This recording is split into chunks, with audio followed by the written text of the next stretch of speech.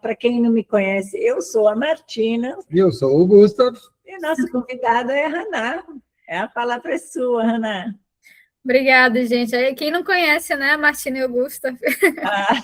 Mas deixa eu me apresentar. Eu sou Haná Togal, sou arquiteta paisagista, sou de Manaus, Amazonas, então talvez por isso a gente tenha algumas curiosidades assim, em relação a como que é desenvolvimento de projeto, execução aqui na Amazônia, né? Então as pessoas sempre perguntam, nossa, como é que é trabalhar com paisagismo na Amazônia? E eu sempre falo assim, é um privilégio, mas também tem seus desafios, né? Que tem muitos desafios por conta da distância que a gente tem com muitos produtores. Mas, então, primeiro eu queria dar boa noite a todo mundo e agradecer pela oportunidade, tá? O Centro Paisagístico por me convidar. Eu sou filha da casa, né? Fiz cursos com vocês também. Para mim é um privilégio poder estar aqui, compartilhar um pouco do meu trabalho. E também gostaria de deixar todo mundo bem à vontade. Se tiver alguma dúvida, estou à disposição para sanar as dúvidas e as curiosidades. Legal. Como é que começou tudo isso, Ana? Como é que começou? Então, eu vim de família de agricultor, né? Minha mãe é oriental, é japonesa, então a família dela já veio produzindo hortaliças, então desde pequenininha a gente é acostumado a mexer com terra. E aí a minha mãe, quando eu era pequena, ela começou a trabalhar vendendo vasinho, plantas, e foi indo abrir uma floricultura. Então eu cresci numa floricultura. Aí, quando eu entrei na fase da universidade, decidi fazer arquitetura, então já a gente só somou as duas coisas, né? Arquitetura e essa paixão já por trabalhar com plantas, e aí eu saí enveredando já para o paisagismo, já saí da faculdade já pensando nesse ramo, que para mim é uma satisfação enorme trabalhar, porque eu falo que trabalhar com arquitetura dá muito estresse, mas a arquitetura paisagística é tão melhor, assim, né? A gente tem muitas coisas, tem muitos problemas também, mas, assim, trabalhar com a natureza, a gente tem aquele momento de despressurizar, assim, um pouco dos estresses do dia a dia. Então, eu sou muito feliz com a profissão que eu escolhi e a gente tenta colocar muito desse amor, dessa dedicação nos nossos projetos também. Que legal. Você faz arquitetura onde, Ana? Na Federal do Amazonas mesmo, aqui na UFAM. Legal. Tá. Tá bom? Então, a gente pode iniciar? Podemos. Então, já me apresentei um pouquinho, mas para falar um pouco sobre como que a gente trabalha aqui, eu lidero um escritório de arquitetura paisagística aqui em Manaus. Então, como eu falei, a gente trabalha com todas as etapas de paisagismo, desde a parte de projeto até a produção de plantas. Então, a gente também tem um viveiro aqui em Manaus. Vende também diretamente ao consumidor final, né, através da floricultura e também com a execução de obra. Isso traz para a gente muita experiência e clareza sobre a parte técnica de como se desenvolveu o projeto. Então, a gente trabalha muito unindo essas duas partes, a parte técnica e o conhecimento realmente, de fato, de como trabalhar com as vegetações. Isso é algumas vantagens para fazer justamente o tema da nossa palestra de hoje, que é essa simbiose entre arquitetura e paisagismo, né? Eu falo que essas duas coisas elas precisam andar em conjunto para que realmente a gente se projete espaços de qualidade. A gente já sabe o quanto o ser humano necessita, né, dessa conexão com a natureza para que a gente possa ter uma qualidade de vida. Isso já é comprovado, né? Diversos estudos, mas eu trago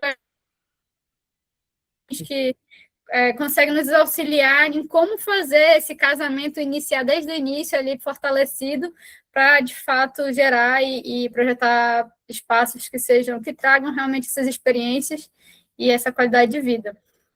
Então, a nossa conversa de hoje vai ser baseada nisso, mas se tiverem alguma dúvida, como eu falei, sobre esse tema, sobre outro tema em relação ao paisagismo aqui na Amazônia, também eu estou bem à disposição. Então, o nosso tema de hoje é simbiose entre arquitetura e paisagismo, a integração equilibrada entre a estrutura construída e a natureza. Isso é uma coisa que a gente leva muito em consideração dentro do nosso escritório, em como pensar em conectar a natureza já com a arquitetura desde o início do processo de projeto arquitetônico. Então, a gente coloca sempre muito à disposição dos escritórios que a gente trabalha para nos colocarmos à disposição desde o início desse processo, para que a gente possa realmente, de fato, ter um projeto que se desenvolva criando espaços com qualidade e com essa integração com a natureza e com o paisagismo, né? Mas antes de falar desse tema, é importante para mim falar um pouco sobre as premissas de projetos do meu escritório, como a gente trabalha, porque reflete muito dentro desse tema também. Então, o nosso escritório, ele tem como premissas trabalhar com um paisagismo tropical, mimético e autossuficiente. Então, quanto mais autossuficiente o projeto para a gente, mais eficaz ele é, e a gente traz benefícios para os nossos clientes, né? E traz também com isso essa longa durabilidade. Que a gente sabe que também paisagismo é um investimento, então, para qualquer cliente, seja residencial ou incorporadora, né, de grande porte, a gente sabe que é um investimento, mas, ao mesmo tempo, a gente entende que, quando a gente trabalha com um paisagismo, um projeto autossuficiente, a gente traz... isso se torna, de fato, um investimento mesmo. A pessoa investe o valor e depois tem só os benefícios.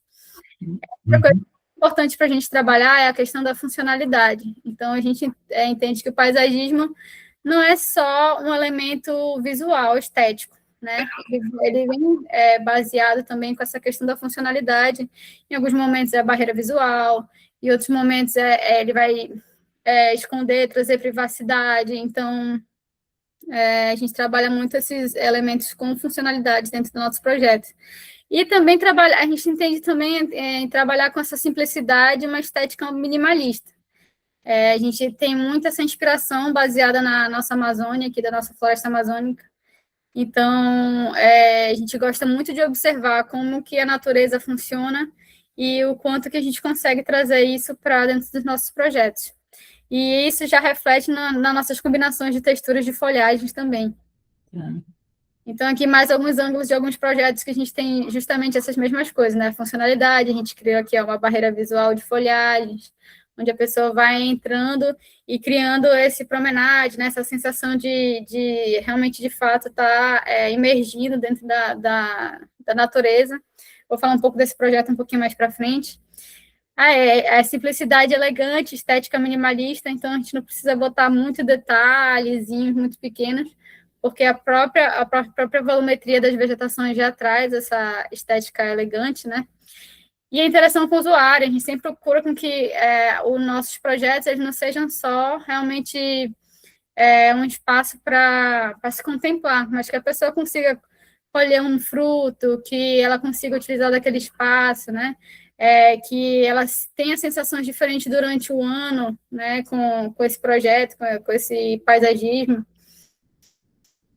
A gente procura sempre valorizar a natureza local, então, quanto mais a gente conseguir preservar de espécies pré-existentes no lote, a gente preserva, então, por isso a gente preza muito por essa importância do paisagista entrar com um arquiteto desde o início do projeto, para a gente ver quais são as espécies que a gente consegue permanecer, né, naquele lote, naquele empreendimento, para que a gente não tenha que, depois de desmatar tudo, ter que plantar tudo de novo, e esperar aí os 30 anos para ter uma sombra, ainda mais na minha realidade aqui em Manaus, que o sol daqui é só um sol para cada um aqui, né?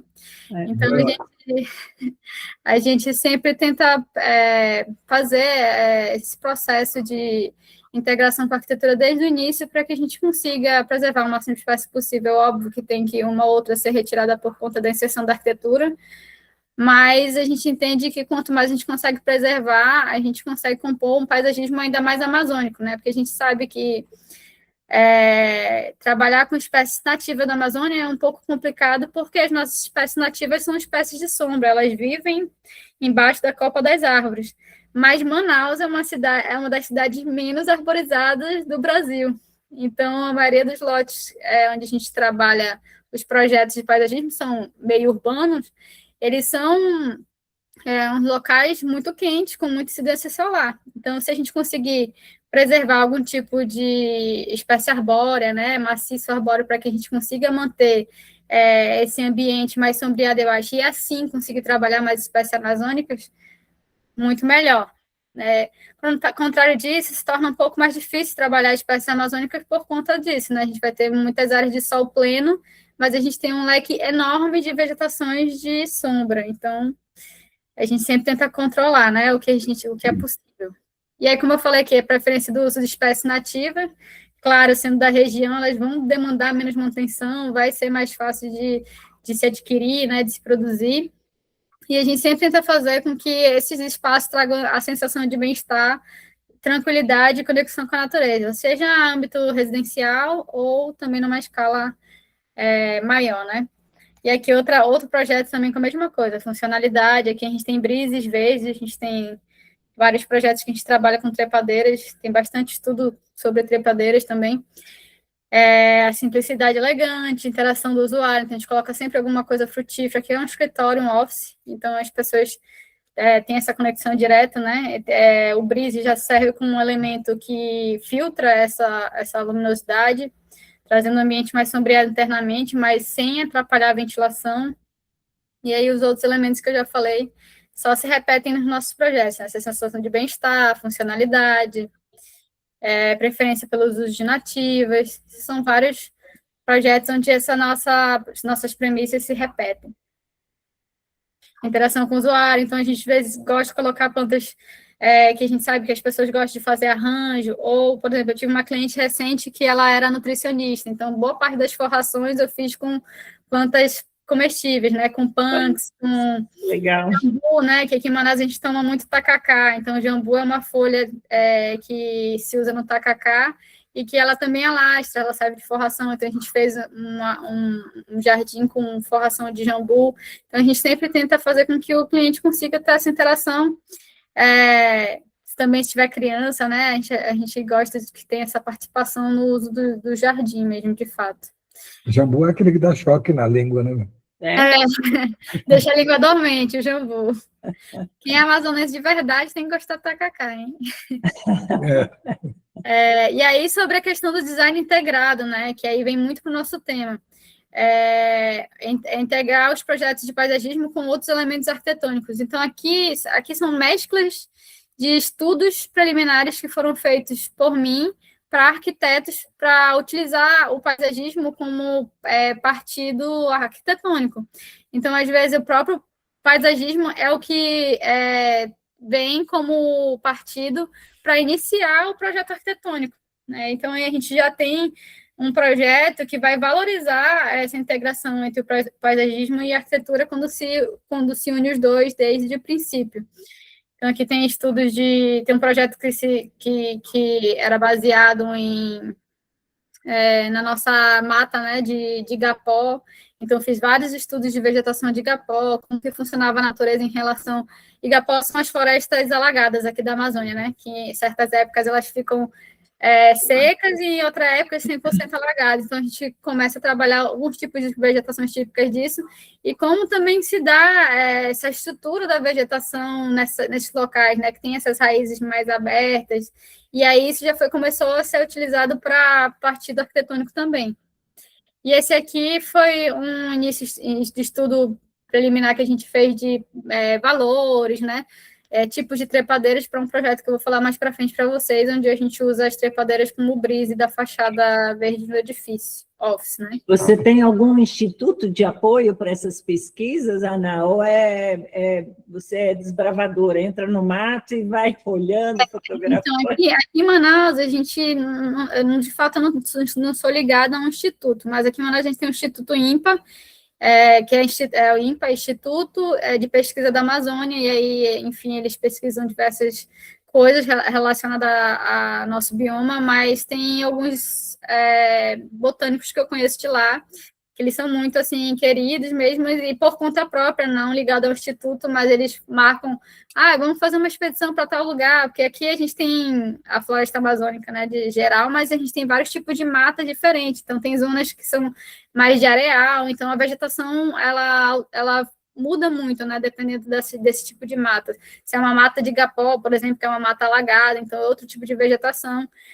Então, esses botânicos que são nossos amigos, assim, eles normalmente marcam, a gente vai um pouco que por conta própria, claro, com a direção deles também, e com o nosso olhar um pouco mais ornamental, né? Eles veem muito a estrutura da vegetação em si, e de como funciona, né, para tentar se reproduzir aquela vegetação e tudo mais, mas a gente vai olhar um pouco de, isso aqui tem potencial ornamental ou não, e aos pouquinhos a gente vem tentando focar mais na produção de espécies nativas, e ainda mais essas que são resistentes ao sol, que é um pouco mais a nossa dificuldade aqui. Essa vegetação de igapó dá para usar no paisagismo residencial ali de Manaus? Então, a gente tem zonas aqui da cidade que são próximas aos rios, a gente tem muitos igarapés que cortam a cidade, né? Igarapés são os rios pequenos, que são zonas que você cava 1 metro, você encontra água. Então, realmente, de fato, tem zonas que a gente consegue usar plantas que são de área de igapó, porque elas têm essa característica de excesso de umidade, né? De estar mais alagada. Inclusive, isso até foi um título a gente chegou a discutir um pouco mais sobre isso, porque assim como teve a moda no Brasil inteiro da questão das oliveiras, aqui em Manaus também teve, só que a gente tem muitas zonas que são assim, que você cava 1 metro e já está super alagado, e a oliveira não gosta desse excesso de água, então para chegar aqui em Manaus, tudo se torna o triplo do preço, então a oliveira já é cara para ir, para cá é mais ainda. Então, muita gente investiu em oliveiras por conta própria, fez o plantio, mas depois de uns 5 meses já estava morrendo. Não é Aí o clima dela. eu brincava que me ligavam falando assim, Hannah, minha oliveira está morrendo. Aí mandava foto, ela não está morrendo, já morreu. Não consigo fazer mais nada. Eu lembro que quando a gente estava no Hotel Tropical de Manaus, a gente viu no estacionamento, acho que flamboyãs, né? Alguma coisa assim. Sim. Há muito tempo atrás também, né? Uhum. Então, o Hotel Tropical, ele fechou, ele faliu. Nossa! Foi por bastante Era tempo. maravilhoso. Ele é ícone da cidade, só que aí foi comprado, houve um investimento e agora eles estão restaurando, a gente está fazendo projetos de lá. Que legal! E aí já está sendo executado. Ali é uma área grande de jardim também. Então, e realmente, de fato, tem muitas plantas exóticas. Inclusive, o símbolo do Hotel Tropical é uma costela de Adão, né? Que não é uma planta nativa daqui da Amazônia. Mas a gente tem, aos poucos, tentando encaixar, assim, vegetações nativas, mas também com essa dificuldade de alguns lugares serem muito áridos, ou de muito sol pleno, e não consigo encaixar 100%. Mas a gente tem feito um projeto bem baseado assim num volume bem maior de projetos de espécies nativas, principalmente arbóreas e palmeiras também. Uhum. Então, mas é um hotel muito bonito, né? Era lindo, era lindo. É enorme, né, também. Nossa, enorme, enorme. Legal. E aí agora ele tá com previsão de inaugurar recente já. Que bom. E aí agora a gente já vem para o nosso tema mesmo, de fato, que é a questão da integração entre os dois. Eu já falei um pouco, mas eu sempre gosto de fazer aquela pergunta, né? O que a gente pensa primeiro quando pensamos em um projeto? O que nasce primeiro? O ovo ou a galinha, né? A arquitetura ou a paisagem, né? O que a gente pensa? E eu não digo nem o jardim em si ou a arquitetura paisagística, eu quero saber o que a gente pensa primeiro quando se pensa arquitetura, eu como arquiteta, né? A gente pensa no edifício, na arquitetura em si ou na paisagem, o reflexo do que isso traz para a paisagem, né? Então, enfim, tem várias respostas para isso, mas dentro do nosso conhecimento, do nosso conceito, a gente entende que antes de se projetar, de fato, os espaços internos, o que vai ter nesse local, a gente precisa entender o contexto de onde isso está sendo inserido, né? Porque qualquer arquitetura que a gente faça como profissional, ela vai interferir na paisagem, né? Seja na paisagem da cidade, urbana ou rural, isso vai impactar. Então, a gente sempre, quando inicia um projeto, a gente tenta o máximo possível trabalhar de forma que a gente consiga integrar esse projeto à paisagem, à primeira mão, né? Que isso não seja algo que contraste ou que traga algum malefício para a paisagem no contexto geral. A casa você não projeta, né? Você só trabalha com paisagismo mesmo. Uhum, tá? Isso eu não trabalho com arquitetura. Aí esse projeto aqui, ele se chama Casa Pupunha, e ele é legal de falar um pouco sobre esse projeto é do arquiteto Laurent, alguns talvez vocês já conheçam. Ele é um arquiteto belga, né? Mas ele ele iniciou a carreira dele na Europa e depois se mudou para Manaus. A gente fala que ele é mais amazonense do que do que belga, e os projetos deles são muito conectados com a nossa realidade amazônica, né?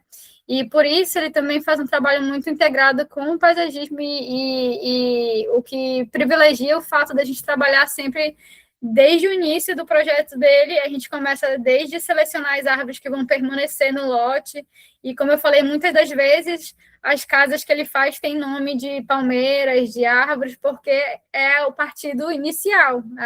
Aquela árvore vai ficar aqui, então vamos começar a fazer com que a arquitetura abrace ela e que a arquitetura esteja integrada com essa natureza já pré-existente.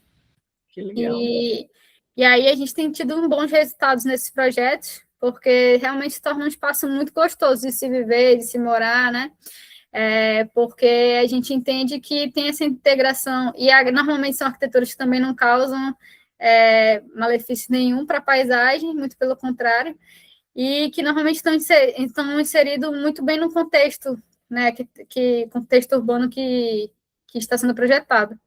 Então, eu botei até essa foto aqui, que é um projeto da casa no período da obra, né, ainda sem a execução do paisagismo, e depois, com a execução, a gente já consegue entender que o paisagismo faz com que isso se integre com a natureza, né, com a paisagem, e faz com que a casa pareça que está flutuando no meio da vegetação, né? Ela parece estar flutuando no meio da vegetação.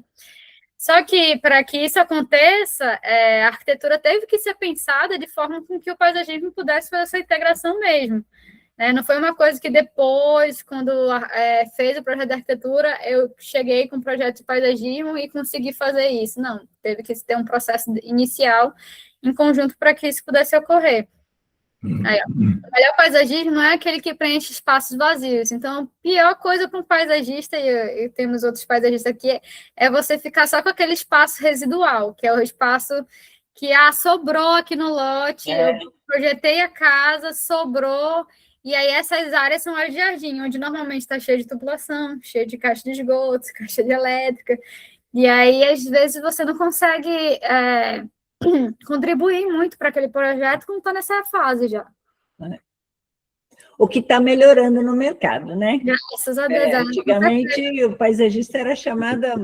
No final. Anos depois. 2 anos depois que tinha acabado a grana. Terminou a casa, planta grama. Depois de 5 anos, chama o paisagista. Exato. E aí não sabe onde é que está passando os canos, os fios. Aí... então, isso melhorou, graças a Deus. A gente já está sendo chamado na construção da casa, né? Está aparecendo cliente no escritório já antes de construir, está com o projeto da arquiteta, e aí a gente já fala, olha, coloca o cano ali um pouco mais para cá. Isso, né? consegue orientar um pouco essa parte técnica, né? Eu falo que o projeto a gente tem que iniciar do início, até para a questão de compatibilização, porque às vezes o cliente quer que coloque uma vegetação alta para trazer um pouco de privacidade em relação ao vizinho, alguma coisa assim, só que nem dá, porque a tubulação está ali a 30 centímetros de profundidade. Então, para a gente conseguir compatibilizar isso de uma forma mais adequada, né, é o ideal quanto antes que a gente consegue orientar o pessoal na obra de não deixar a tubulação no meio. Boa parte do solo aí é arenoso, pelo que a gente está vendo, é isso, Ana? Como eu falei, tem zonas, aqui muda muito dependendo do tipo de mata, né? Se é mais próximo do rio, se é mais afastado. Então, tem zonas aqui que é de Campinarana, que são zonas de areial mesmo. Aí é um pouco mais difícil. Aí tem áreas que já são mais de barro. Esse aqui, ele era mais barro. A gente vai aparecer uma outra imagem que aparece um pouquinho mais. Paisagismo não pode ser apenas um espaço residual da arquitetura. Isso aí, para mim, é muito sério, né? Eu sempre faço para todo arquiteto que eu posso, para justamente a gente conseguir, desde o início, ter um projeto de qualidade. Então, a arquitetura é integrada ao ambiente, respeita o lugar. Então, a gente precisa ter um entendimento do entorno, né? De onde está inserido, valoriza os processos naturais. Então, se tem uma vegetação, se o solo auxilia a gente tirar isso como partido ou não, projetar experiências, não apenas espaço. Então, a gente sempre tenta fazer com que o cliente consiga vivenciar mesmo aquele local e que a natureza possa entrar dentro da arquitetura e isso possa ser realmente integrado, né? Perfeito. E para isso, a gente precisa entender que projetar com o ambiente e não contra ele leva alguns pontos em consideração. Por exemplo, a continuidade visual entre o exterior e o interior, então fazer com que visualmente a gente consiga ter essa conexão. E, se possível, também trabalhar com ventilação natural, porque aqui em Manaus, vento já é uma coisa difícil, mas quando você consegue aproveitar o vento, a gente precisa trabalhar isso o máximo possível. Então, normalmente, nossas esquadrias são largas para poder a gente abrir a casa o máximo possível e ter essa ventilação natural. O uso de materiais naturais, né, como a gente sabe, a questão da bioarquitetura, menor impacto ambiental, então, estudar o máximo possível que a gente consegue permanecer com as vegetações pré-existentes e trazer para esse projeto uma sensação de refúgio e pertencimento. Então, é sempre muito bom ter aquela escuta ativa com o cliente e entender realmente, de fato, o que é importante para ele, o que para ele é um refúgio, um espaço de bem-estar, de acolhimento, porque, por mais que a gente tenha esteticamente uma visão sobre algo, quem vai viver naquele espaço, quem vai utilizar aquele espaço é o cliente. E aí, agora a gente vai para alguns projetos, eu trouxe 3 projetos aqui, e lembrando que se alguém tiver alguma dúvida, estou à disposição. A gente vai começar com a Casa Pupunha, que é justamente essa casa que eu mostrei para vocês. Então, só para trazer um contexto, ele é um condomínio residencial, onde tem uma área de preservação. Então, tem uma app atrás desse lote. Esse lote, ele começa a rua com um nível bem mais alto do que o fundo do lote, e para trás disso, eles têm uma área de preservação, que é um lote realmente bem privilegiado em relação a isso. Então, aqui a gente tem um corte desse lote, para o entendimento aqui é o nível da rua, e para cá a gente vai ter já a área de app. A casa, ela inicia com a chegada dela no nível abaixo do nível da rua, então bem mais abaixo. Essa é a área social. A pessoa acessa pela calçada, desce por essa escada e rampa, e tem aqui a área social, né, que é a área de estar, mas a área gourmet junto, acoplada. E aqui a gente já tem a área externa, que é a área da piscina, churrasqueira, e aí depois tem uma outra aqui que desce para uma área de preservação, onde a gente preservou algumas espécies arbóreas, e depois que terminou a obra, a gente deu mais uma... incrementada? Uma preenchida ainda mais com espécies nativas aqui nessa zona, com frutos nativos daqui da nossa região, né? Então, pelo fato dessa casa começar no nível mais baixo, a gente teve que trabalhar bastante a questão da privacidade, porque quem passasse aqui na rua ia conseguir ver 100% do que estava acontecendo aqui na área social, né? E aí aqui é um corte mais ou menos com a previsão das espécies, como que ficaria a volumetria e como que ela ficaria inserida dentro dessa volumetria de vegetação. Aqui foi alguns estudos de ventilação, de insolação, para entender como que isso se daria dentro da arquitetura, e a gente entender também onde a gente consegue trabalhar a vegetação que não atrapalhe a ventilação, mas que, ao mesmo tempo, traga essa privacidade que a gente precisa para os clientes. Tem muita diferença, Ana, entre o comportamento do sol, estou dizendo assim, que aqui, vamos ver, nós estamos no inverno e o sol está 23 graus, praticamente mais para o norte. Agora, vocês estão mais perto da linha do Equador, né? Não deve ter tanta interferência assim. Sim, aqui a gente tem diferença só na questão da chuva. O sol é o mesmo o ano inteiro. Mas a gente tem um período de chuva aqui que é muito intenso. Inclusive, agora a gente está saindo do período de chuva para entrar para o verão. A gente chama o verão amazônico, né? 6 meses de sol com chuva e os 6 meses de só sol, sem chuva. E ainda estão com o El Niño, né? E aí é isso, a gente está com essa previsão do El Niño, de um dos piores, 2023, 2024, não sei se vocês acompanharam as notícias, mas a gente teve um verão muito severo aqui, com a questão das queimadas, muita fumaça na cidade, e foi muito difícil trabalhar com paisagismo nessa época, porque por mais que as plantas que a gente colocasse no projeto fossem plantas de sol pleno, a radiação solar era tanto que a gente não conseguia fazer implantação, as plantas realmente morriam, não era por falta de irrigação, a gente botava irrigação automática, mas mesmo assim, teve alguns projetos, inclusive o Hotel Tropical, a gente vem desde essa época, porque ele é bem grande, a gente já está executando desde essa época. Teve zonas que a gente executou e a gente teve que colocar realmente uma cobertura de sombrite para as plantas se adaptarem, enraizarem, e depois a gente tirar para elas rustificarem no local, porque foi muito forte. E aí, esse ano, a gente está com essa previsão também de um El Niño bem forte. E aí, a gente não tem muita informação muito bem de como vai ser, mas a gente já está se preparando para também o mesmo sistema de execução de jardim, porque já sente que os dias de sol têm sido bem mais intensos. Mas, como eu falei, em relação ao sol, o que modifica mais é que no período de chuva a gente fica com um sol, uma área mais nublada, né? E aí a nossa preocupação mais é o quanto que isso alaga o solo ou não na hora de executar. Que às vezes, por exemplo, trabalhar em talude é um pouco mais difícil nessa época de chuva se você não for plantar grama, senão tudo escorre e desce, porque a chuva é um volume muito forte, né?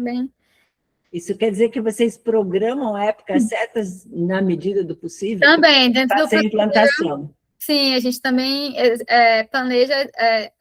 Eu cheguei a falar um pouquinho sobre planeja a produção das plantas, mas também planeja essa questão da execução. Então, o melhor período é no início do período de chuva, porque ainda está um pouco chuva e sol, né? Então, a gente consegue fazer essa adaptação melhor. Aí passa o período de chuva inteiro lá, que aí é bom que as plantas não precisam ser irrigadas inicialmente, para elas aguentarem um período de sol já bem enraizadas, né? Então, normalmente, esse é o planejamento, quando a gente tem tempo para organizar.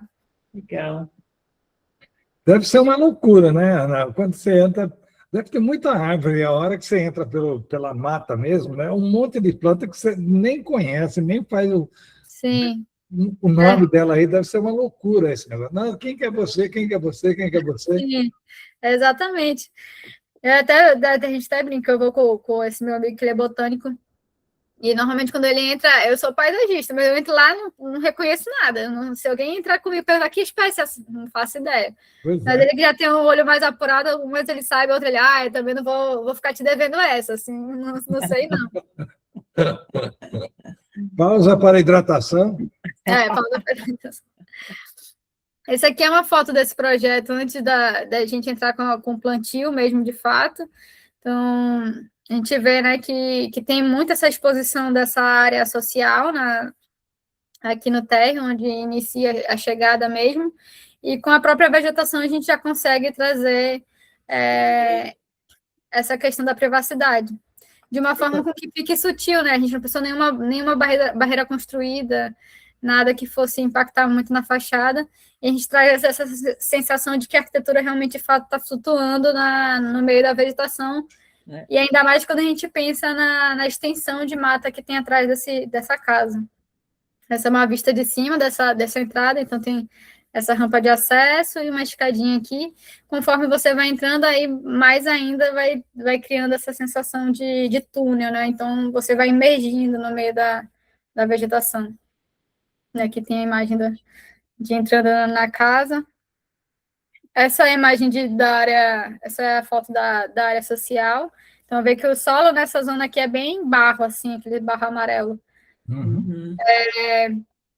E aí, quando se trabalha na vegetação, nessa situação de talude, aí tem um pouco de dificuldade. Esse projeto em si, por exemplo, a gente plantou um gramado, plantou as vegetações em cima do gramado, esperou a grama morrer, e depois plantou outra forração em cima. Porque não tava dando, a chuva estava lavando tudo que a gente plantava. E aí a gente não estava dando conta. Aí já com a vegetação, criando, vê que não são vegetações altas, mas por conta das camadas que a gente cria, ela traz essa privacidade para o ambiente social. Muito legal. Muitas aráceas, né, Ana? Sim, bastante, né? E a gente usa muito, gosta muito porque elas são folhagens grandes, né? E o sol daqui faz com que elas cresçam ainda mais rápido, por conta que a gente tem sol o ano todo. Então, novamente, poucas mudas já começam a trazer um impacto bem, bem grande visual. Essa é a parte de trás, com as espécies que a gente conseguiu permanecer. Dá para ver que são espécies bem fininhas, então, em algum momento, isso aqui já foi uma mata fechada. Exatamente. Mas ainda assim a gente adensou mais, então a gente colocou pupunheiras, né? Que inclusive o nome da casa é Casa Pupunha, botou açaizeiro, tucumã, outras plantas nativas e algumas que o cliente gostava, tipo mamão, bananeira, algumas que ele gostava para cultivo mesmo. E essa aqui já é a vista da piscina com a conexão com a app, né? Então, meio que o que a gente fez aqui foi mesclar essa área que eles tinham com essa área de app, fazendo com que visualmente se torne a mesma coisa. Na vista de cima.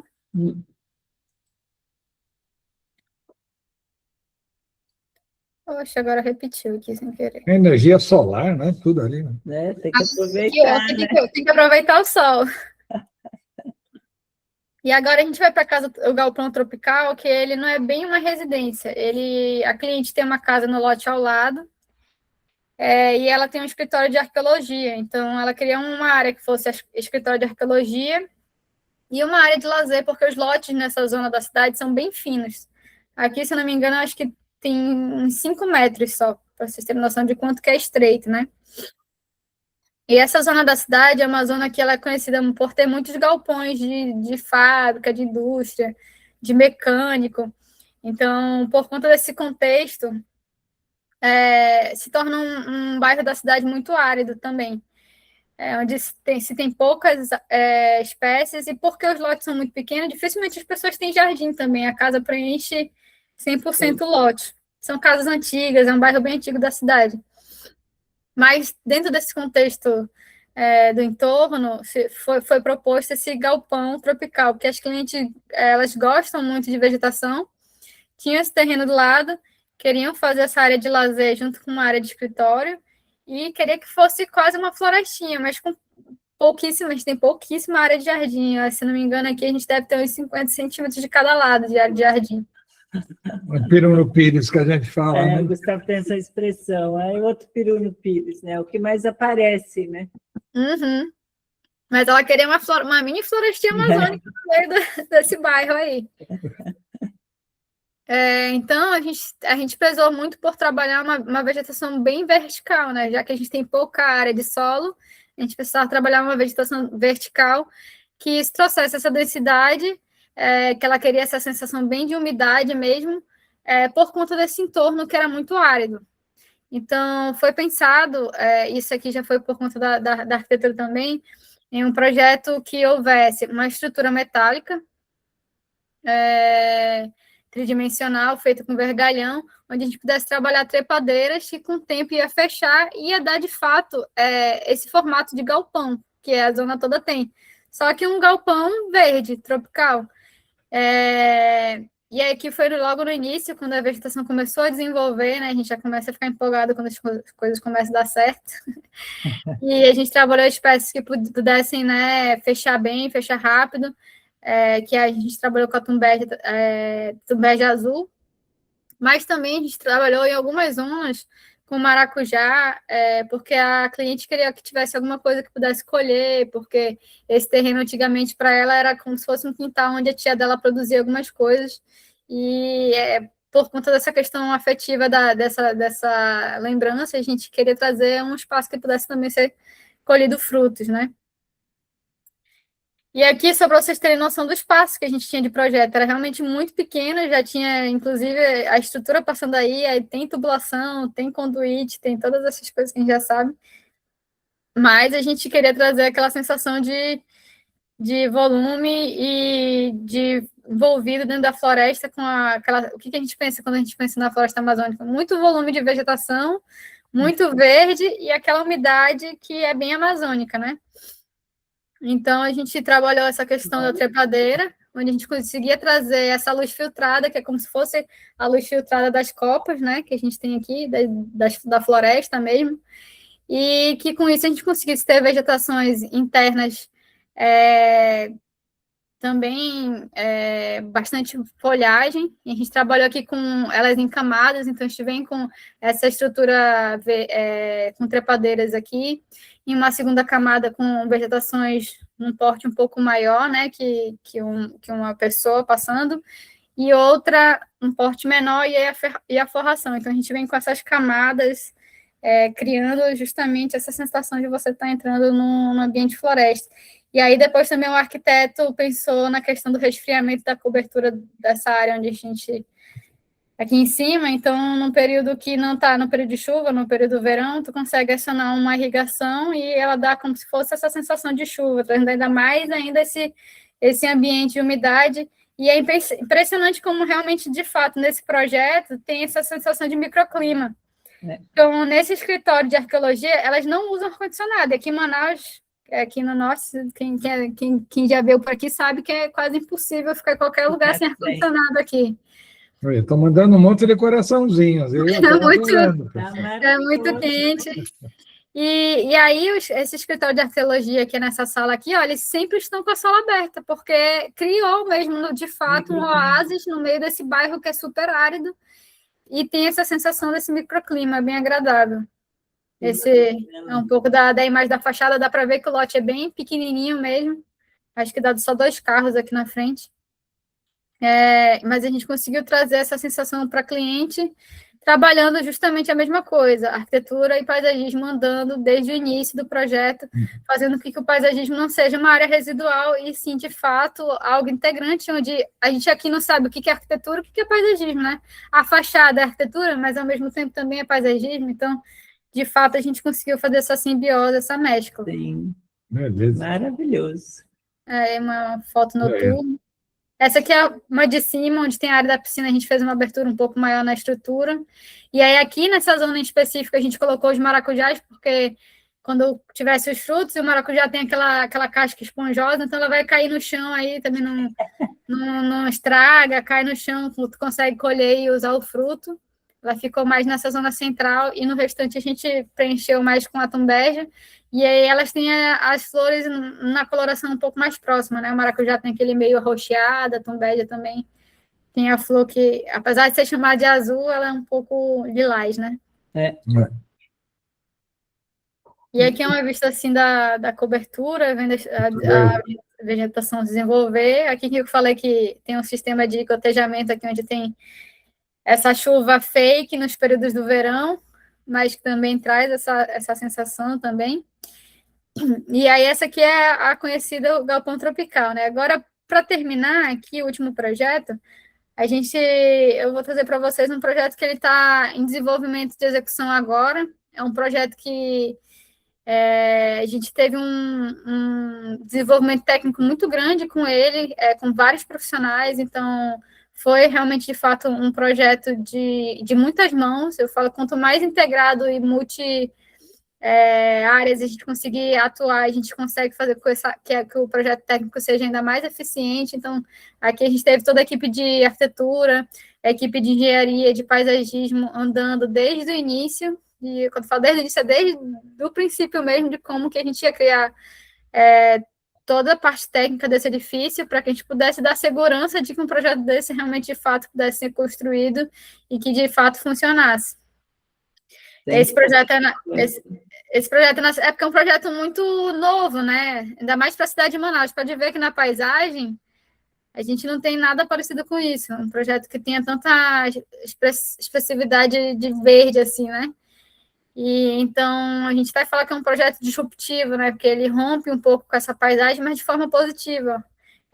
Com o intuito de fato, incentivar que isso ocorra mais ainda dentro da nossa paisagem amazônica, de Manaus, que é uma cidade no meio da floresta amazônica, e, como eu falei, é uma cidade super árida, e a gente conseguiu, através desse projeto, incentivar, de fato, novos investimentos em projetos assim.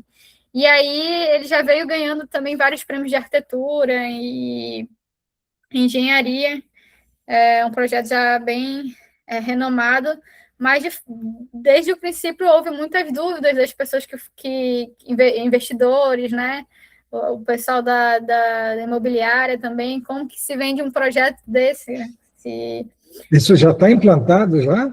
Já está em desenvolvimento. Eu vou ter foto da obra agora, que já está com as vegetações já no meio do caminho. É uma junção de várias disciplinas ou vários escritórios, assim, porque... várias disciplinas. Tem o escritório de arquitetura, que é esse troço de pessoa, que é um escritório daqui de Manaus também. Aí a equipe de engenharia é da construtora Ingeco, que é também o investidor, que é essa daqui, e o nosso escritório de paisagismo. Então, foi realmente trabalhar desde o princípio, assim, com muitas mãos mesmo, assim, se desenvolveu muitos protótipos até a gente chegar a algo que fosse viável e tecnicamente fosse funcionar mesmo. Tudo foi plantado em jardineiras, Ana? Isso, a gente está plantando ainda, agora eu acho que daqui uns 10 dias a gente vai finalizar todo o plantio, mas são jardineiras de fibra, elas, e aí eu vou explicar um pouquinho agora sobre isso, o que a gente precisa para que essa fachada de fato funcione, né? Primeira coisa que a gente precisava era de um corredor de manutenção, para que esse corredor fosse específico para acesso dos jardineiros, né? E aí a dúvida que vem é sempre o quanto de manutenção isso vai trazer, e aí o processo todo é fazer com que essa fachada traga o menos manutenção possível, para que de fato seja viável economicamente também para o empreendimento, que seja atrativa para a venda também, né? Esse é um edifício office, então 100% de unidades comerciais, né, de escritórios.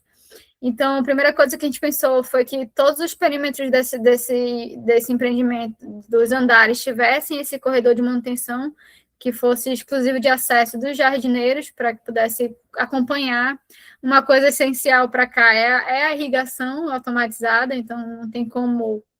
Já está difícil fazer casa sem irrigação automatizada, imagine uma fachada inteira, um edifício com a fachada inteira com irrigação automatizada. E aí a gente entendia também que a questão da adubação constante era 100% importante para que a gente pudesse ter vegetações saudáveis e, com isso, evitar vários tipos de pragas que pudessem ter. Então, a gente entende também que, assim como nós, quando estamos com a imunidade boa, a vegetação também. Se ela está com uma imunidade boa, com todos os nutrientes e as vitaminas, ela tem menos chance de ter pragas. Não que a gente consiga 100% eliminar, mas a manutenção com isso vai ser menor. Então, a gente fez um sistema de fertirrigação, e aí a gente também teve toda uma assessoria com agrônomos também, para ser feita uma análise de solo, do solo que a gente utilizou. A gente preparou um solo especial para botânica, foi feita análise de solo, e os agrônomos fizeram correção de solo, e todos os nutrientes e compostos que a gente precisava colocar para iniciar esse plantio, e também tem um fertilizante próprio para esse edifício também, que vai estar correndo no sistema de irrigação automatizado, por protejamento. E aí, outro ponto importante para essa fachada funcionar, porque a gente queria que fosse como se fosse brises, né? O brise é um elemento arquitetônico que filtra a iluminação, essa radiação solar. Então, a gente queria que funcionasse realmente, de fato, como brises, não fosse um elemento 100% fechado.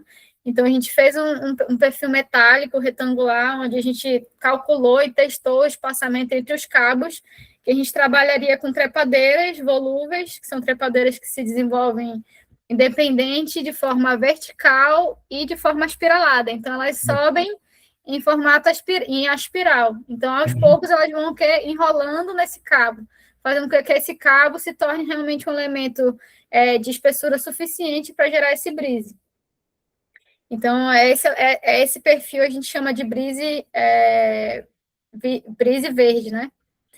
Aí a gente tem logo toda a parte de segurança, tem um guarda-corpo, a gente tem uma proteção também para os jardineiros utilizarem, a irrigação automatizada, o sistema de calha para a coleta da água, e todo um composto feito próprio para esse tipo de vegetação que a gente vai usar aqui. E aí que tem um detalhe um pouco mais aproximado, né? Então, a gente tem, dentro da jardineira de fibra, a gente tem uma fixação dela justamente nesse guarda-corpo, mas se houver necessidade de a gente retirar alguma delas, há possibilidade de ser feita, obviamente, com a poda também da vegetação. Então, a gente tem sempre uma vegetação trepadeira que vai vir em direção a esse cabo, para enrolar e virar o brise, e outra vegetação que fica internamente para criar também um visual agradável de quem olha de dentro dos escritórios, um volume de base, né? Então, a gente fala que a trepadeira e a vegetação de base.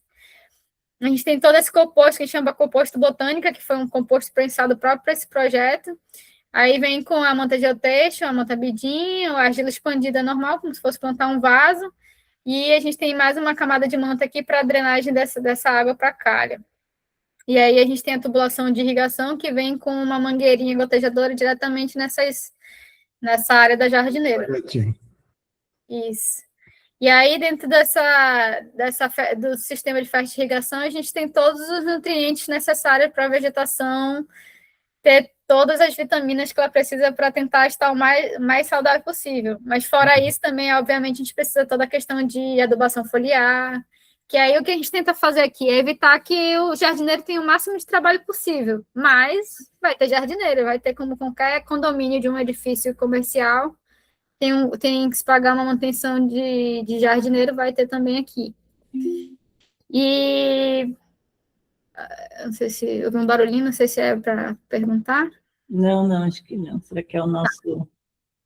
Aí outro ponto importante é que a gente teve que pensar numa espécie, que característica teria essa vegetação, né? Então, a gente chegou a determinado ponto de estudar que a melhor tipo de vegetação para esse projeto seriam as trepadeiras volúveis, e que são justamente as trepadeiras que têm essa característica de crescimento de forma vertical e espiralada, né? Então, ela vai desenvolver e vai sair enrolando para cima, para que ela pudesse ter esse crescimento independente, não a gente tivesse que estar guiando isso pelo trabalho que é da área gigantesca.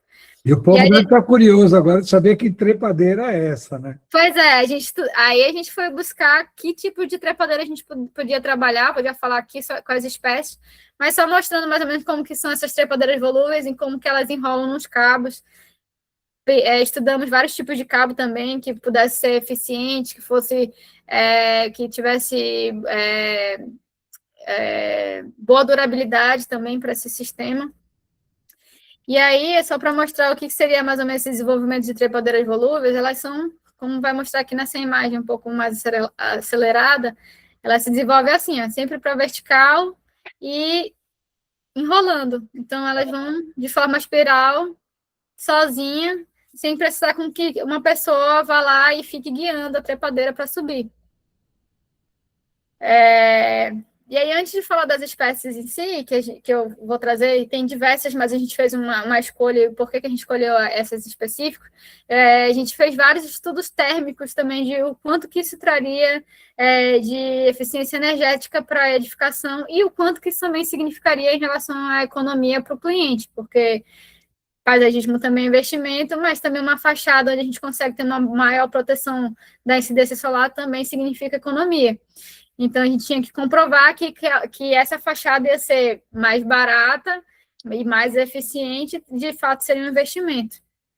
Então, a gente fez estudos com escritórios de conforto térmico, justamente para entender como que isso agiria, né, sem vegetação e com vegetação. Então, realmente, de fato, a gente conseguiu comprovar que o edifício teria uma eficiência térmica muito melhor e seria muito mais econômico, porque se o edifício fosse coberto de vidro, daqueles, como pensando numa película de carro, né, um vidro que vem da concessionária e um vidro que a gente coloca a película, né, de proteção.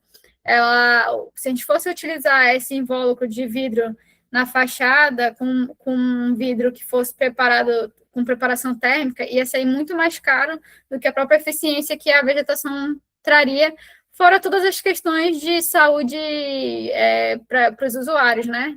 Saúde mental, né? Do bem-estar, de estética também, que fora todos esses pontos positivos que a gente já sabe que a vegetação traz, o quanto que isso traria para o cliente de fato em relação à economia e também a economia em relação a ar-condicionados também. Então, com essa fachada, a gente conseguiu diminuir bastante a questão da temperatura dentro dos ambientes, porque além de a gente criar um bolsão de ar entre a fachada, aqui tem uma esquadria, né? Onde tem o vidro, de fato, e os brises, a gente criou um bolsão de ar aqui, onde a ventilação consegue passar e cria um resfriamento nesse espaço, fazendo com que os brises verticais verdes, de fato, tragam esse bloqueio da irradiação solar e não chegue diretamente, fazendo com que também o edifício não tenha zonas de ofuscamento. Então, aquele excesso de luminosidade que o sol, às vezes, bate no vidro e fica criando um ambiente de ofuscamento, né? Aqui a luz entra filtrada também no edifício. Aí aqui, ó, 50%, a redução de 50% de chance de ocorrência de ofuscamento Então, a gente trouxe essa eficiência em relação à questão do ofuscamento do olho, em relação à luminosidade interna do sol que bate nesse edifício. E aqui ocorre, em média, de 20% a 30% de redução de incidência solar nas fachadas ao decorrer do ano. Então, a gente fez uma proteção, de fato, nessas fachadas que têm a maior incidência solar, que principalmente é uma fachada de poente. Então, a fachada do poente ela é 100% fechada com brises. As outras fachadas que pegam menor incidência, elas têm o brises intercalados, e uma fachada que é colada ao edifício do lado, ela não tem brise, não teve necessidade de brise. Ela tem a jardineira, tem uma vegetação de base, mas não tem o brise. Uhum. E aí a gente vem, de fato, para as trepadeiras, né? Que trepadeiras a gente poderia utilizar? Enfim, tem várias espécies, a gente chegou a pesquisar várias espécies que funcionariam, mas a gente queria espécies que fossem muito resistentes ao sol, que tivessem um desenvolvimento rápido também, e que tivesse esse desenvolvimento independente, como a gente falou das trepadeiras volúveis.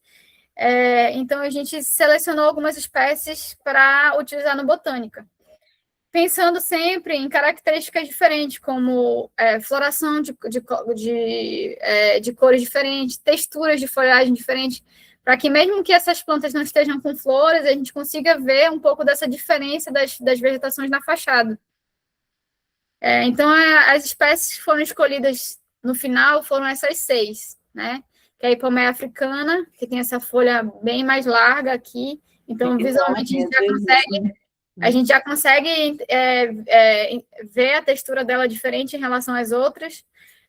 A Thunbergia, que tem um crescimento bem agressivo, ela cresce bem rápido, a gente colocou elas principalmente nas esquinas, para a gente ter um fechamento mais rápido dessas esquinas.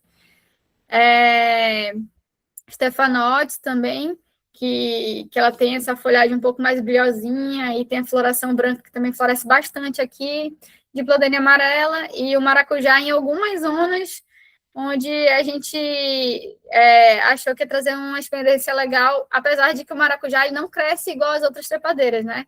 O maracujá ele tem aquelas gafinhas, que são como se fosse uma estrutura... Isso. Que elas agarram na estrutura ao invés de se enrolar. É a única que tem a estrutura da vegetação que se desenvolve de forma diferente das outras. Mas que a gente também testou e funcionou.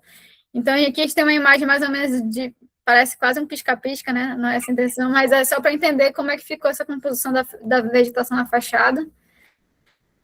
E aqui, antes de tudo, a gente fez vários protótipos e testes para ver como é que se dava o desenvolvimento dessas plantas, se elas iam funcionar, e a gente testou elas na mesma orientação solar que estaria na fachada. Então, a fachada de maior incidência solar é a oeste, né, que é vendo para o poente. Então, a gente testou um protótipo justamente na mesma orientação para que a gente pudesse ter noção de como funcionaria isso no verão, no pico do nosso verão, testando o material do perfil do Brise, o material do cabo, testando o composto que a gente fez o estudo, se ia funcionar ou não, a irrigação automatizada, se ia funcionar ou não, e também a estrutura da jardineira. Então, aos poucos, a gente foi vendo que as plantas foram desenvolvendo conforme o planejado, né? A gente colocou elas e o resto foi sozinho. Uhum. E aí, depois de alguns dias, a gente já foi vendo que algumas já chegaram até a altura final do Brise, mas a gente precisava que tivesse não só a altura do Brise fosse alcançada, mas que elas tivessem espessura necessária para criar essa barreira também de luminosidade. E com o tempo a gente foi tendo também a alegria de acompanhar, né, algumas frutificando, florescendo. Então foi um projeto bem legal, assim, nessa fase de teste. Aqui a gente testou mais espécies do que a gente tinha no projeto, já pensando na questão de, se uma das espécies não der certo, a gente tem aqui mais umas 2 que vão funcionar, né? Então, a gente testou nessa orientação e teve um outro protótipo em outra orientação que foi em 2 camadas, para entender como que essa planta ia passar de um Brise para o outro depois de um certo tempo. Então, a gente também testou isso em um outro protótipo. E aí, no nosso protótipo, a gente começou a ver justamente o tempo que ia levar para essa trepadeira começar a desenvolver no cabo e criar a espessura ideal que a gente precisaria para o Brise. E aí a gente começou a ter o efeito realmente de fato que a gente já gostaria. Aqui já é no edifício, já com plantio. Isso foi depois de 30 dias, isso com mudas pequenas, porque, como eu falei aqui, a gente tem uma produção própria reduzida, não tinha tanto esse volume, então foi planejado também a implantação, a produção e a implantação em etapas para a gente conseguir suprir a necessidade e também com o desenvolvimento da obra, né? E aqui, depois de 60 dias, a gente já começa a ter um efeito bem legal do que a gente precisava, né? E aqui já umas imagens da obra com esses brises já começando a encorpar, aqui logo no início, já em desenvolvimento. Aqui, como eu falei do maracujá.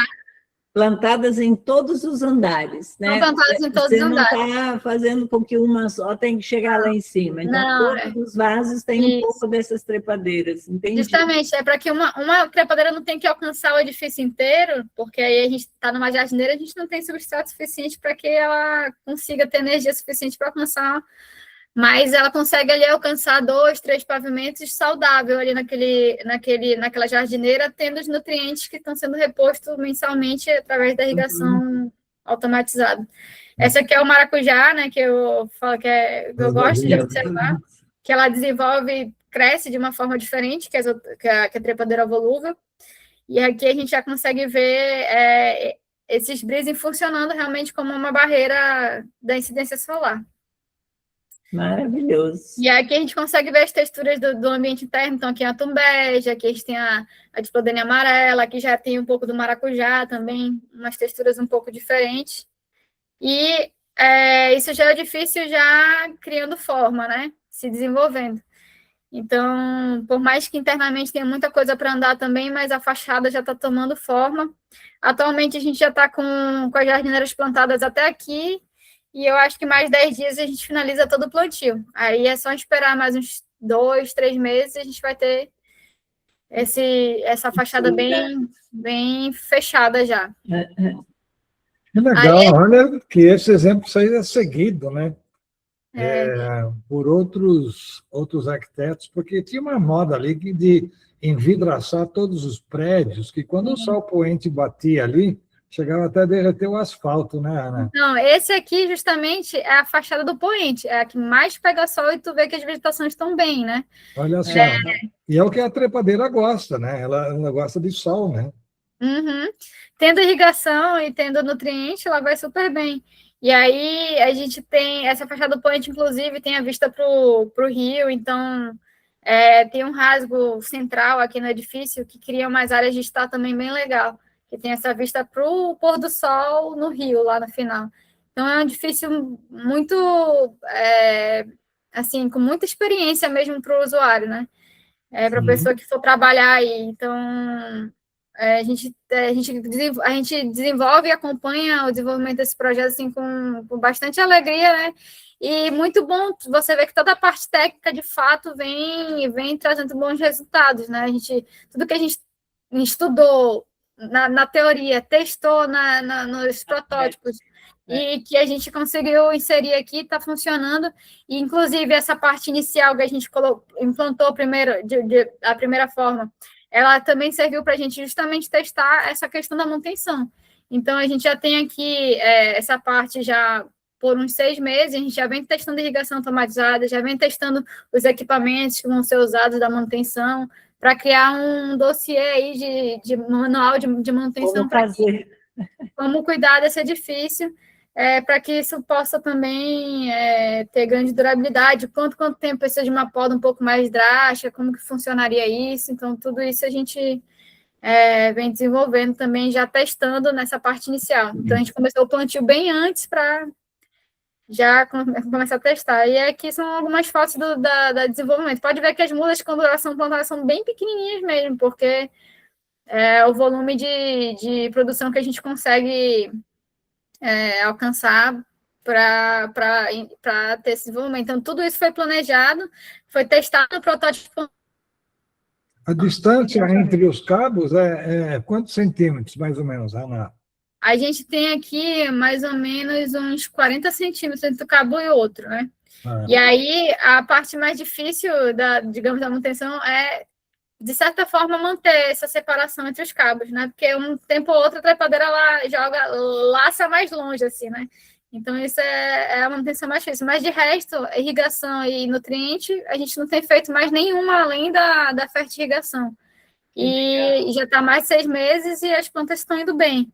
Né? Lógico que mais para frente a gente vai começar já a testar algumas coisas de adubação foliar, mas até então tem desenvolvido bem.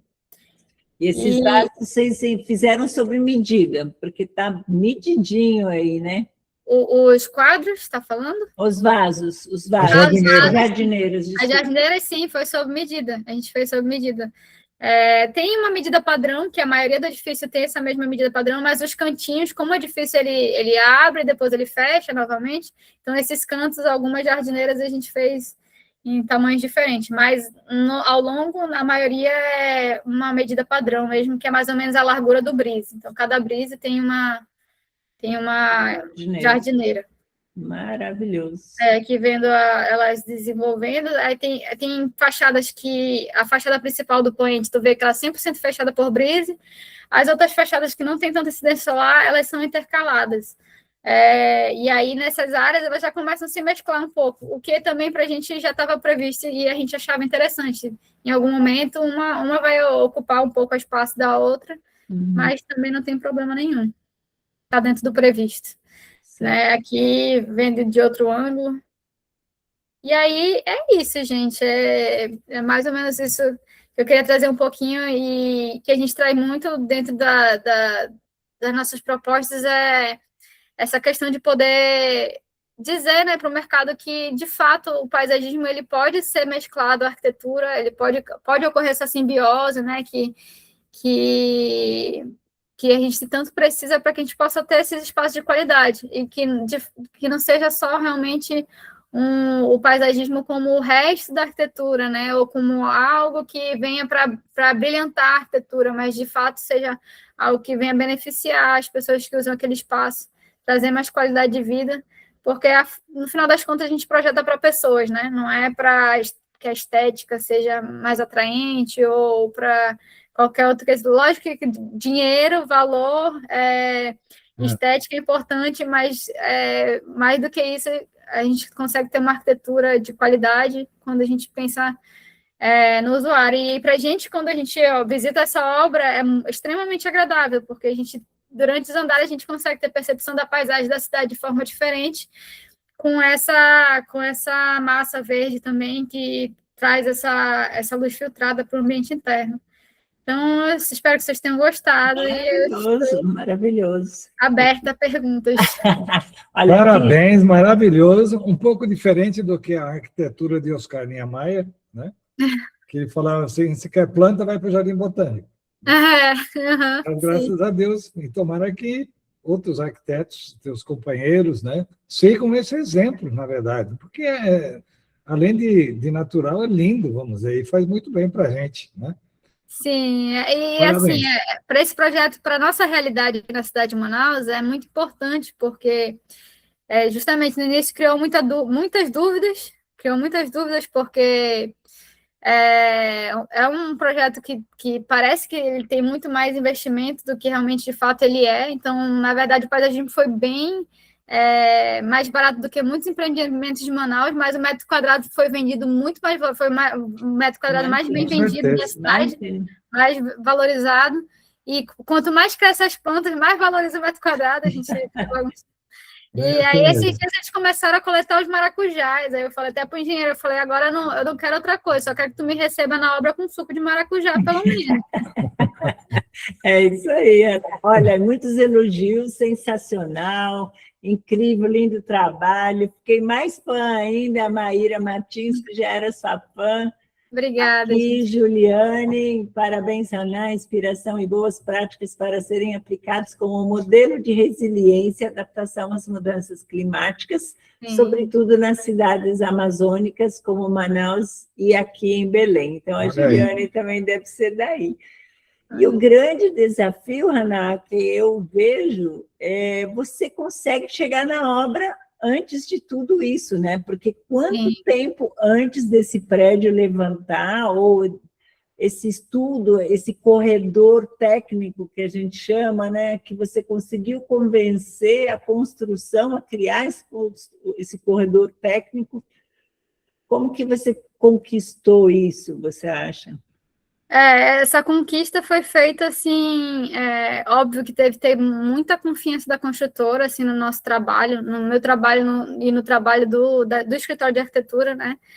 Porque, como eu falei, é realmente muito diferente de qualquer outro projeto que tem aqui na cidade.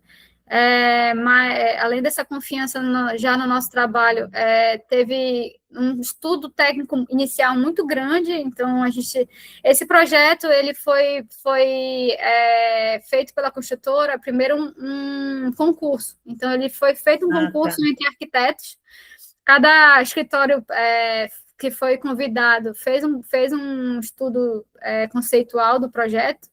E aí eu já entrei com esse escritório de arquitetura junto desde o início. Então, meu papel ali era provar que tudo isso seria possível com pouco tempo, né? Pouquíssimo tempo, e que isso também seria viável financeiramente para o empreendimento. Então, por conta da nossa experiência também em relação ao mercado, né? Como adquirir as vegetações, como produzir, quanto tempo cada coisa demora para se desenvolver, porque para cá a logística é uma coisa bem complicada.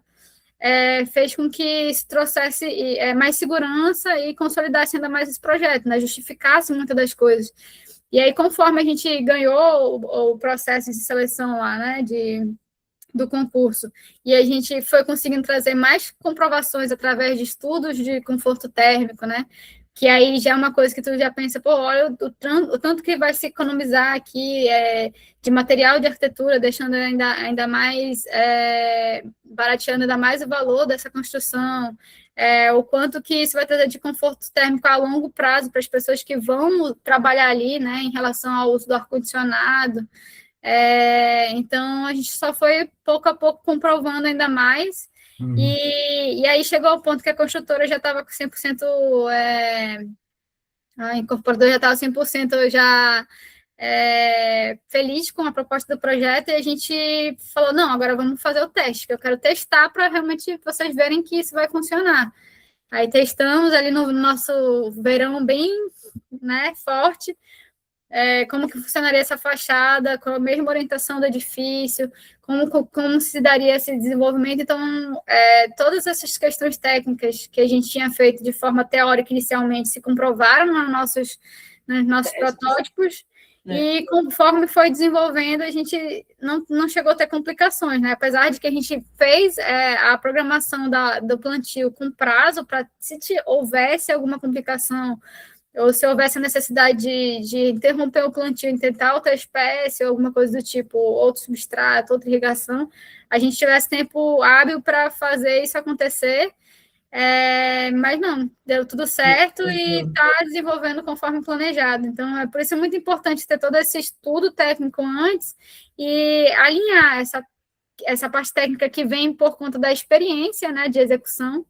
Então, eu sempre falo que quem trabalha com projeto tem que entender como é que funciona o plantio, a execução dos projetos, porque não adianta a gente projetar algo que a gente não saiba como, de fato, vai lidar na hora de executar, né? Tanto arquitetura como paisagismo, você precisa projetar coisas que vão ser realizadas, senão...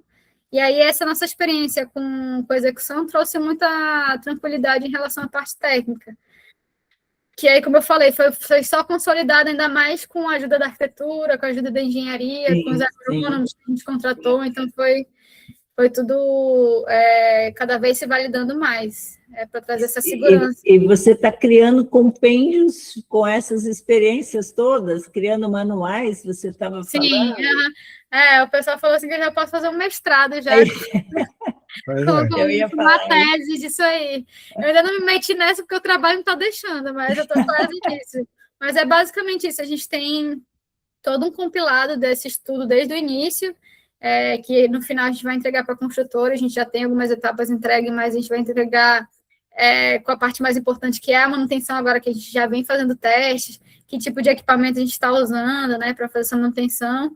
E a gente testou também essa parte da fertirrigação, que são os fertilizantes, que também vem desenvolvendo super bem.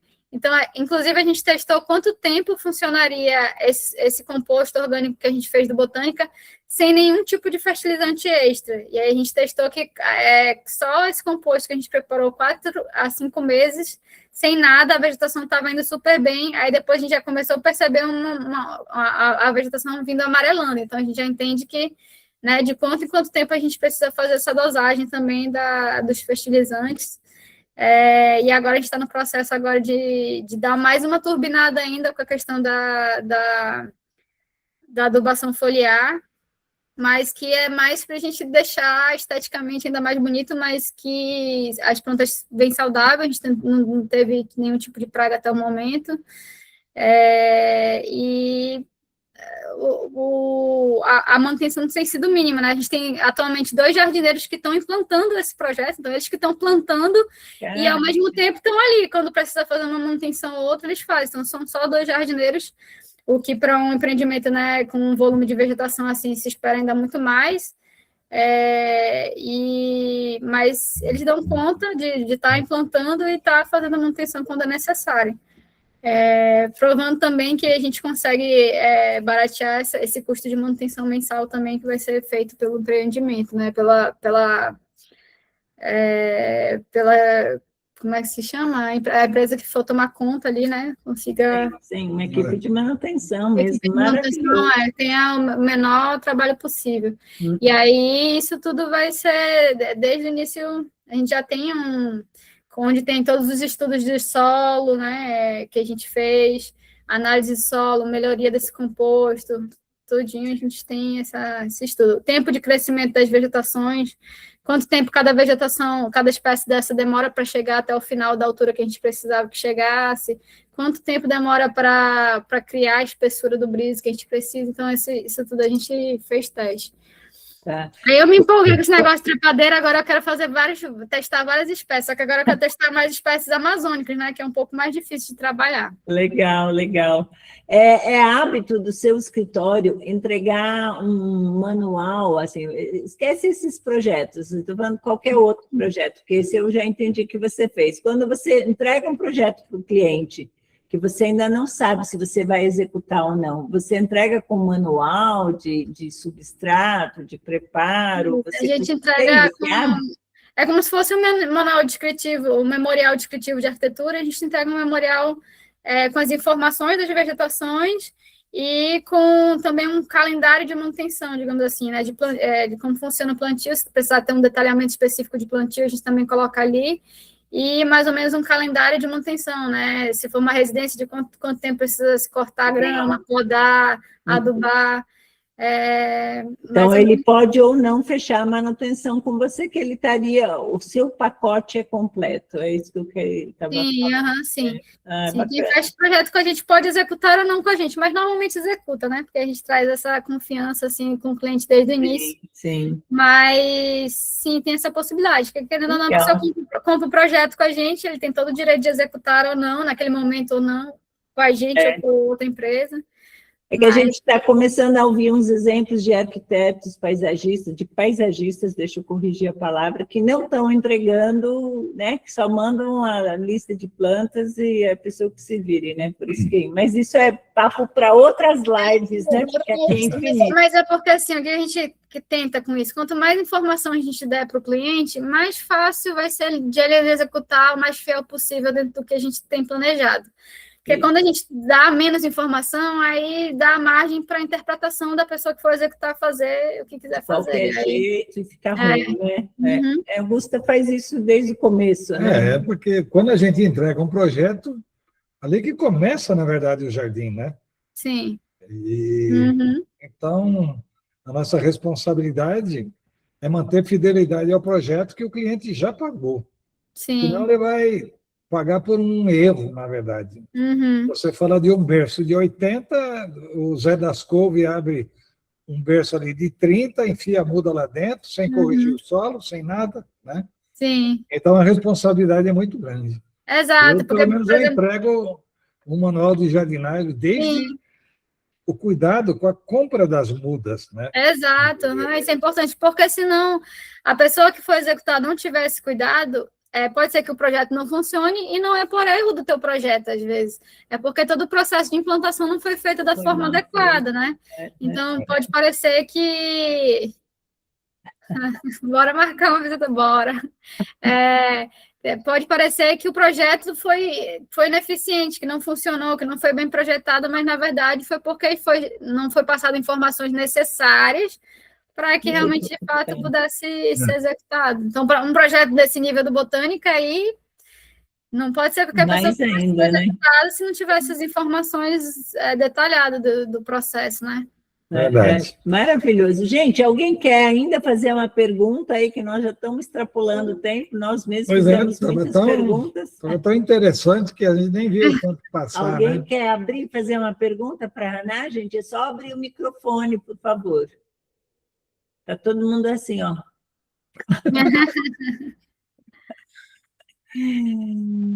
Ok, então, sem pergunta, a gente pessoal. Quer agradecer muito. Foi super interessante, eu acho que a gente aprendeu muito. E essa tendência realmente, vamos dizer, ela se espalhe, né, pelo Brasil todo, a gente que tem uma vegetação tão rica. Parabéns pelo seu trabalho, muito sucesso.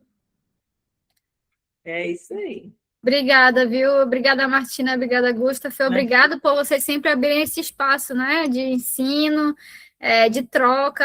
Eu falo que quando a gente tem esses espaços, assim, a gente aprende com outros profissionais e isso vai só engrandecendo a gente como profissional também. E fora o tanto de profissionais que vocês formaram aí, Brasil afora, pessoas de fora do Brasil, né? Com certeza vocês trazem um legado muito grande para o paisagismo no Brasil. E eu estou sempre à disposição quando vocês precisarem de mim, menos próximo do meu pai. É que a gente convidou a Haná para estar aqui no nosso congresso, né, Haná? Ela falou, não vou poder. Mas aí, quando vocês precisarem, eu sou sempre de porta aberta. Para mim é um prazer ter essa troca e aprender com outros profissionais e também poder passar um pouco da nossa experiência, um pouco da nossa realidade aqui também. Maravilhoso, maravilhoso. Sim. Muito obrigada. Obrigada, gente. Obrigada a todo mundo. Bom trabalho para todo mundo aí. Até a próxima. Até a próxima. Tchau.